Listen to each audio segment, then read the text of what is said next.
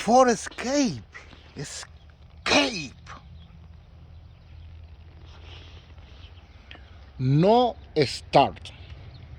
So, why is complaint? No arranca. ¿Por qué? Hicieron la cabeza,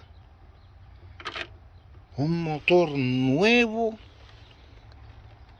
pusieron código, bobinas de encendido nuevas, trovare nuevo, un carro nuevo, acabado de salir del dealer. No arranca. ¿Por qué? Señores, tenemos un 2010, ahí está, 2.5 litros. Ford Escape, no arranca, no está.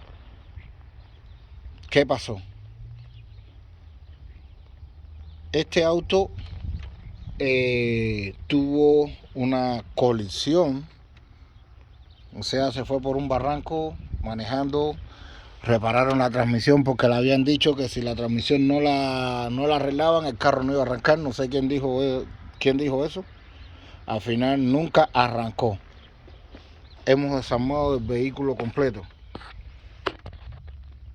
Ahí está. Aquí está la cadena del tiempo.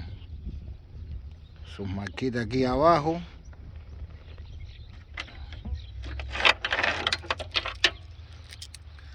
La cadena del tiempo, señores. Aquí está.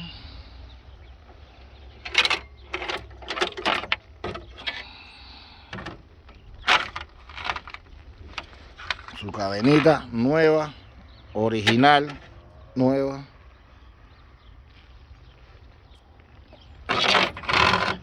Hemos chequeado la cadena.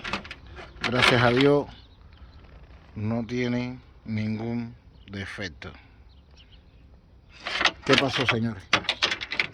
¿Por qué no arranca? Ay. Miren ahí. Miren, señores. Miren.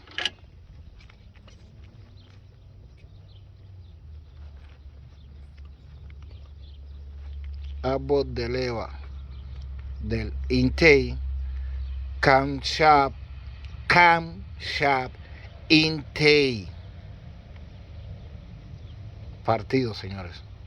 Partido. Es increíble, pero partido. ¿Ven?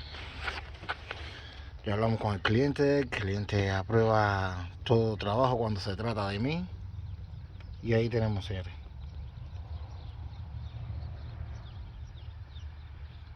Vamos a ver.